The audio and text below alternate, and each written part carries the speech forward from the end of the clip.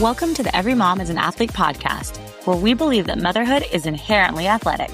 I see you lifting car seats, chasing toddlers, and carrying groceries one-handed while holding a baby and a coffee. Your daily life is a workout.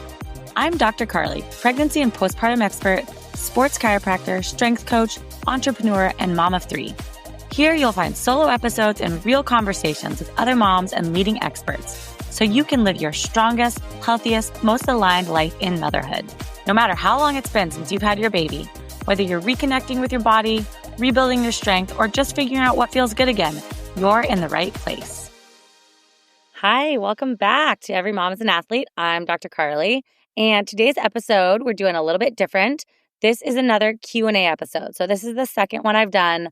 I would just love to know if you guys like these because I really enjoy doing them and they feel helpful, but I would love to know. So you guys can shoot me a DM, email, whatever works best, but let me know. So for this episode, I asked my community on Instagram to send in their biggest questions about pregnancy, postpartum, recovery, movement, what's actually safe when you're trying to feel strong again after you have a baby. And wow, you guys really showed up. So today we're talking about things like when to start working out after birth, how to tell if your core is really healing, what to do about pain, how to make progress even when you're tired or touched out. Those are just a few of the questions that I got. So these are real questions from real moms, and I think that you're going to get a lot from this episode. I do want to note that these questions were for my Instagram, but in the future, I'm going to be pulling my email newsletter to ask questions and answer the questions that they want asked. So if you're not on that newsletter list yet, get on it. It is the easiest way to connect with me and have me answer anything that you might be wondering about in the future. We'll put that link right below. All right, let's get into it. The first question here is, can I work out during pregnancy if I have back or pelvic pain? And I'm going to answer this a little bit for pregnancy and then also for postpartum because there are a few really common questions that I get during pregnancy of things that start to hurt, and I do have some good modifications for them. So the answer, of course, is yes, you can definitely work out if you have back and pelvic pain during pregnancy, but we want to get to the reason of why you're having hip or back or pelvic pain, okay? Because if you have heard me talk about this before, you know that I can really get on a soapbox about this, but it is not normal to be in pain during pregnancy, okay? It's common, but it's not normal. And so we want to look at what is the reason that you're in pain. So small aches and pains, things that are just uncomfortable, small discomforts are normal, okay? You're growing a human, your body is rapidly changing, so that's not abnormal. What is abnormal is being in such severe pain that you can't do the things that you want to do or need to do, right? Like you can't get out of bed without help. You can't get up off the toilet. You can't play with your kids. You can't do the sports or the activities that you like. That is a reason that you should seek out some help and get some answers. And getting an answer from your OB or your midwife that, oh, this is pregnancy, it's normal, is not good enough, okay? First of all, there could be deeper things going on underlying. You want to have like that checked out and make sure that there's not something more serious. But also, there are people out there that can help you. There's people like me, a sports chiropractor, there's pelvic floor PTs, there are even pregnancy and postpartum strength coaches that can be super helpful, massage therapists that specialize in this kind of work. So don't just live with pain, okay, because you have it. Get an answer and get some help in how you can make improvements, okay? So also, if you don't know, I do have a plan that you can do at home. It's developed after how I treat my patients in my office. A lot of the same things. It's called Fix Your Pelvic and Hip Pain During Pregnancy and Postpartum. I designed that basically for this reason, right? Because not everyone can get in to see a chiropractor, a PT. And so this is taking all of those kind of common complaints during pregnancy, low back pain, sciatica, pubic bone pain, round ligament pain, all these things. And I'm giving you a framework step by step of if you have this, do this thing. And then I give you some, let's say 4 steps of like, here's some mobility, here's some stability, here's how to realign your pelvis so that things aren't pulling weird and causing all these issues. So if you're having pain, I'll link that below. Go ahead and check that one out too. Now, let's talk about working out. There are a few common things that I hear a lot from pregnant patients that bother them during pregnancy. The first one we'll talk about is squatting. It's not uncommon for squatting to start to bother you as you become more pregnant. And here is the reason why. it is normal at the bottom of a squat. So as you go all the way down to the end range, it's normal for your tailbone to tuck under a little bit, okay? That's like a very normal movement. But during pregnancy, because of the relaxin, because of the hormones and the ligament laxity, your pelvis is going to move a lot more than normal. And so what ends up happening is, if you can imagine, you hit that bottom of the squat. Let's say you're doing a workout with a bunch of squats in it. After 25, 30, 40 squats, whatever it is, you have really like, I wish I could show you this. It's like, your tailbone, you have kind of overstretched those ligaments, and that is where some of that pain comes from. So what do we do about that? The thing that I have found the most helpful is not to stop squatting, okay? Because that is sometimes people's answer, like, oh, squatting hurts, now I'll stop. But you have to remember, squatting is actually like the position we are in very often when we give birth, okay? If you're on your back, you're still in a squat position. If you're squatting, you're in a squat position. If you are on your hands and knees, you're still like in a squat position, okay? So it's really important that you're comfortable in that position. So what I would recommend you do is, instead of squatting below parallel, bring that up to just right about above, a little bit above parallel. So what I'll often have people do is, in my office, is we'll get a bench and we'll have them squat to that bench, depending on their height. You might need a little, like a little pad on the bench, or you might need something a little bit lower. It just depends on how tall you are. But try that and don't go below parallel, and really make sure as much as you can that you're thinking about engaging your core. Because what I see a lot during pregnancy is we forget that we still can engage our core. It doesn't look the same, it doesn't feel the same, but you still can do it. So still try to brace those muscles as if someone was going to punch you. You want to like brace, and that will also keep everything a little more stable as you move. So those are the two things with squatting if it hurts. Bring it up, okay, and squat to something, because having something to shoot for also really helps. And then also be sure that you're bracing, because we so often forget that. Other things that can be painful during pregnancy as far as workouts go that I commonly hear are single leg things. So lunges, single leg deadlifts, box step ups. These can sometimes bother people, and sometimes one feels great and another one feels awful. It just totally depends. But what I always tell women in my office is, it is a lot of weight to bear on one side of your pelvis. So if that starts to bother you, you can try some of the other movements. So let's say lunging. For me, for example, in my first pregnancy, lunging just really started to bother me, but I could still do single leg deadlifts and I could still do box step ups. So I wanted to do some single leg work because I feel like, and I felt like that was important for balance and strength. But like I said, it's a lot of weight on one side. So if it really irritates you with all those moves, you can just cut those moves out, knowing that you're going to be able to do them postpartum. Okay. So it's not forever, but try some of the other things first, because every person is different. As far as just working out otherwise, if you're having pelvic pain, like I said, I really do recommend getting an evaluation if you are able to. If not, try to get a plan like mine, which is honestly way less than a visit with me costs. So that's kind of nice, because then you own the plan. You can use it for the rest of your pregnancy, maybe even other pregnancies if you have them. But do something, try to get some help, because it is just so hard when those hips get misaligned during pregnancy. It's so hard to get them kind of reset on your own or without someone telling you how to do it at home. And that is where a lot of those issues come from, right? Because then one side is pulling, one side is compensating, and everything is just off balance. And then it sort of snowballs from there. Sort of along that line of pain, the next question was, why does my back hurt more now than when I was pregnant? So this is from a mom who has had her baby. Actually, you know this mom, and she is about 3 months postpartum. So what I want to say here is, a lot of people don't think about this, but think about the anatomy when you're pregnant. When you're pregnant, you have the baby in there, right? All your organs have shifted around. Your belly has grown out. Everything is very full, and it's actually very stable, okay? So your spine is stabilized by that baby. And so once the baby comes out, now everything is like, whoa, where do I go? Because your organs have moved, your tummy is stretched, and your spine doesn't have that hard little ball of a human pressing up against it anymore. So it actually does make sense that you would feel a little more unstable, and you might have a little more back pain after the baby comes out. I hear this pretty often from moms. I also hear from moms who are newly postpartum and just getting back into the gym. I can't believe that I'm lifting 20 pounds. And then when I was pregnant, I was lifting 80 pounds or whatever it is, right? But I hear from moms that they could do more when they were pregnant than now that they're not pregnant anymore. And it's for the same reason, right? Your spine was more stable during pregnancy than it is now. Even with the relaxin and the hormones and all that stuff, you had something in there helping stabilize it, right? It was your baby.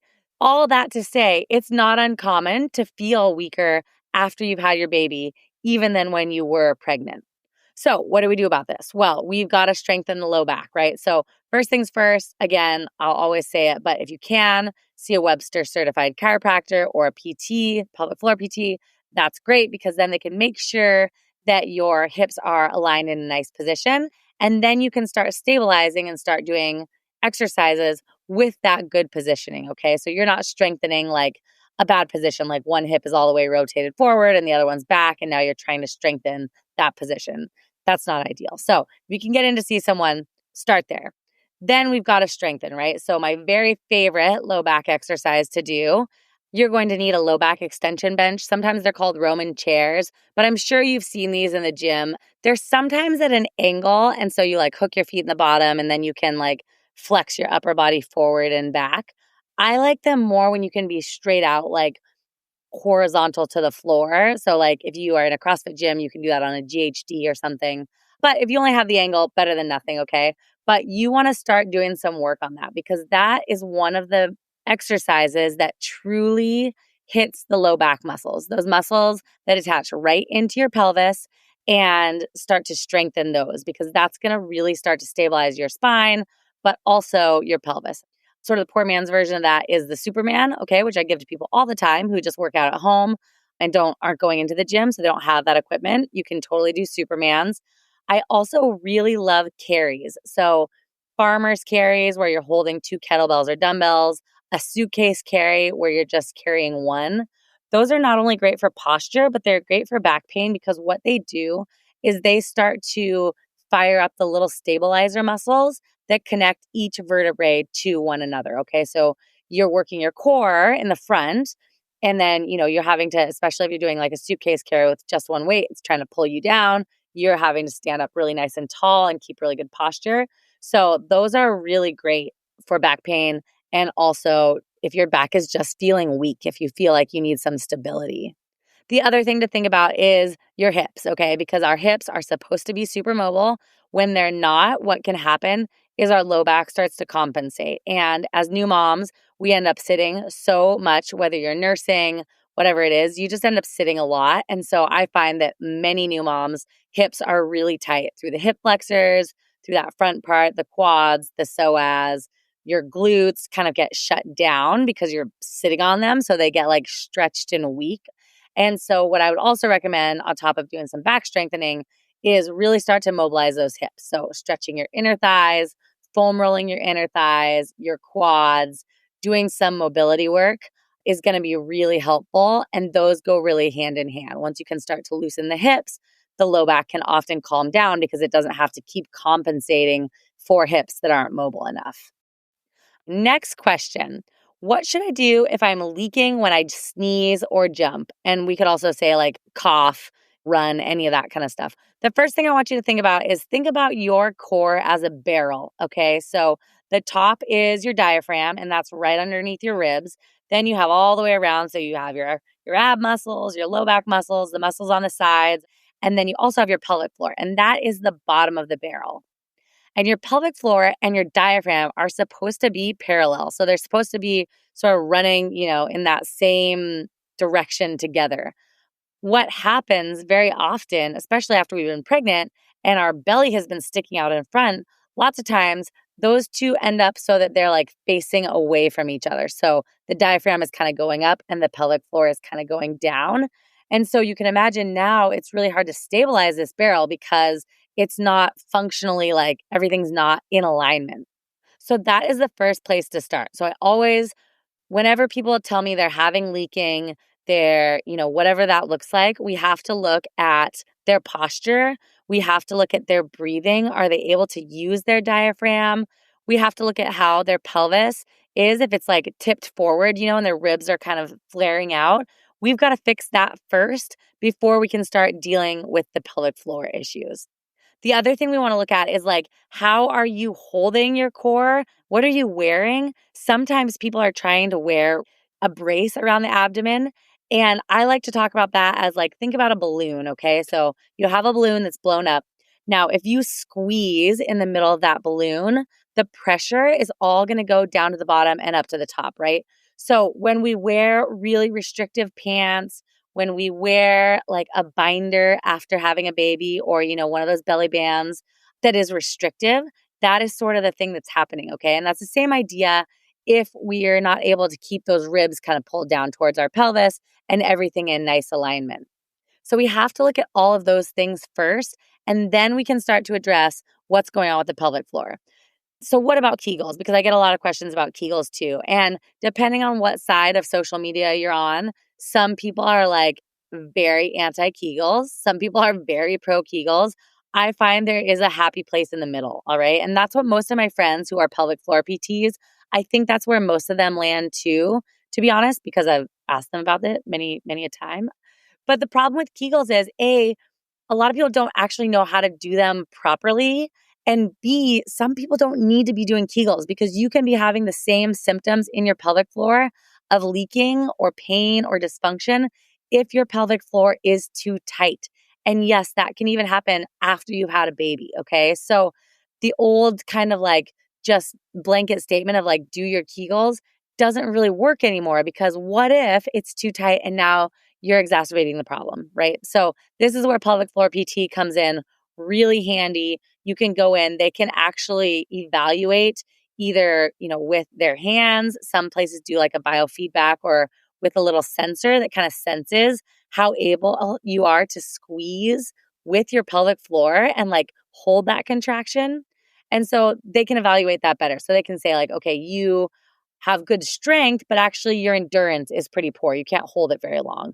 Or your strength is weak and your endurance is weak, or, whatever that looks like. They can give you that feedback. So if you're having leaking when you jump or sneeze, the first place to start is with alignment, with your pelvis, with your core, with your ribs, making sure that you are properly doing the breathing drills. I have plenty of those on my YouTube page, on my social media. You can shoot me a message. I can send you some breathing drills, but we always start there. And then if you're still having problems, then that's when I'm like, okay, let's get you into pelvic floor PT because we really need to know, even if it's not a lot of visits, right? Even if it's just a visit or two, you need that evaluation to say like, what's going on here? Is something tight? Is something weak? Sometimes there's one muscle that will be like inhibiting different movements. I know I've had that before when I've had pelvic floor PT, and she can like get on this one muscle internally and I like feel so much pain and then it releases and I'm like, oh my gosh, now I can move my hip so much better. So it is really valuable. And that is sort of the second step of where you'd go if you're having problems with leaking. Okay, last question here. How do I know if I have diastasis recti? So this question, again, I get a lot. I'm going to try not to do this question on every single Ask Me Anything, but I seriously get it so much. So just a quick review, okay? First of all, most women do have a separation, diastasis or diastasis, however you want to say it. Most women do have that at 36 weeks of pregnancy. There are some studies that show up to 100% of women have it. It's very normal. It's very natural. The baby's got to go somewhere, right? So now what we're trying to figure out is after pregnancy, how do we start to heal that up? How do we tell if we even have it, right? So the way that you check that is you're going to lay flat on your back, knees are bent, okay? And then you're going to put one hand above your belly button and one hand below your belly button. Don't worry about what you feel at the belly button because everyone has a hole there. You're supposed to. And then you're just going to do like a little crunch, okay? So kind of tuck your chin to your chest. You can like probably tell I'm doing that right now. Tuck your chin to your chest. And then you really do have to feel. You might have to dig in a little bit to feel that separation. Now, I want you to know that up to 2 finger widths is normal, okay? So once we start going beyond that, that's when we start thinking of things being a little more severe. We might need a little bit more help, but up to 2 fingers is normal. What are you going to do about this once you find it? So the other thing I want you to know is that for many women, it does not anatomically close. And what that means is the muscles, the tissue, the fascia, which is the tissue that is what really separates right there, it doesn't always come completely back together. And that is 100% okay. What we want to do, what our goal is as providers to help you, is to make sure that functionally you learn how to close that. So you can use your breathing, you can use your bracing to do all the things you want to do, pick up your kids, throw them around, pick up weights, throw them around, whatever that is. You can do that without having this like big old hole gaping open, and also without it being completely closed, like cinched back up. Okay. So how do we start that? What I want you to do next, if you just did that little test to see if you have it, is try it again. And this time what you're going to do, exact same thing, but this time you're going to take a big breath into your belly, really trying to breathe into the belly. As you breathe out, you are going to very slightly try to pull your two hip bones together. Don't overdo it, because if you do, then you're going to start firing off some of the other muscles, which can kind of actually start to pull the center of the abdomen apart. So just very slightly start to pull those hip bones together, do your little crunch, and feel again as you breathe out what's happening. So let me review. Same thing. You're going to take your breath in, breathe out. As you're breathing out, you're going to do your little crunch, pull those two hip bones together, and feel what happens to that separation. If you're doing it properly, most of the time, you'll feel that that starts to shallow out a little bit. And what that tells you is that you are doing a good job of using your breathing, using your bracing to bring that fascia back together. So functionally, you are doing a good job working towards healing that separation. Now you're going to use that same breathing technique, not with the crunch, okay? The crunch is just for the test, but you're going to use that same breathing technique with all your other core exercises you're going to do.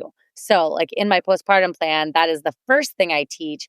And then you use that breathing technique with the exercises I give you. So let's think like glute bridge, hip thrusts, pull-off press, any of those things. If those are familiar to you, banded lat pull downs, any kind of pulling, pushing, you're going to use that breath out to stabilize your core. I also recommend, lots of women ask me about, how do I know if I'm having coning, right? And that would be where you're not actually able to stabilize right through the center and you're getting sort of that little triangle or doming out. So lots of women, for example, ask me about planks. Like, how do I know if I'm ready to do planks? It's really hard to tell, okay? Because many times we have extra skin. If we look down, we can see that extra skin. Like, let's say you're in a plank and you look down. A, you see that extra skin maybe hanging down. But B, as soon as you tilt your head down, now you're doing a crunch. And if you're not holding that tension properly, you're going to get coning even if you weren't coning before, if that makes sense. So what I always recommend is have someone watch you or have someone film it. Or if it is planks, you might need to have someone actually feel your abdomen and say, hey, does this feel like skin hanging down? Or can you like kind of stick your fingers like up in there a little? So, obviously you're not going to ask a stranger this, someone you know and trust. But that's what I always have people do is film things so that you can look back at it, have a partner check it for you, watch it, or even feel it. That's the best way, because it is just really hard to tell on our own without tucking our head to look at certain things. And then when you tuck your head, you're going to cause that coning. So hopefully that answers that question of how to check it and then what to do. Okay, I have so many other questions, but they are going to have to wait for another episode because, as always, I am just long-winded, I hope that gave you not just answers, but some actual next steps that you can take and feel confident. Just remembering that motherhood is athletic and you deserve strategy, recovery, a plan, and not just guesswork. If one of the questions I answered today felt especially personal to you, or if you want to go deeper with expert support, please check out my postpartum restoration plan. I'm always here to answer questions about it, but it's designed to guide you week by week through recovery. So all the way from the very beginning, breathing, bracing, all the way back to lifting a barbell or dumbbells or light kettlebells, whatever you like to use. And I also have a program for C-sections specifically. So if that's something that you are looking for and you want something safe, effective, and proven, I've done it 3 times myself, and I've helped hundreds of other women in my office with this plan. I want you to know that there is an answer and that you don't have to do this all alone. Thanks for being here today. Remember, if you have questions, jump on my email list because that is where these questions are going to come from in the future. I am so grateful for you listening today and appreciate you so much. Until next time. Thanks for listening. Every Mom is an Athlete isn't just a podcast. It's a reminder. Motherhood is athletic, and you're still the athlete you've always been. But it's not about going back. It's about moving forward intentionally and powerfully. If this episode resonated with you, I'd so appreciate it if you'd share it with a friend, leave a quick review, or rate the show. It helps more moms to hear what they need to believe, that every mom is an athlete. See you next time.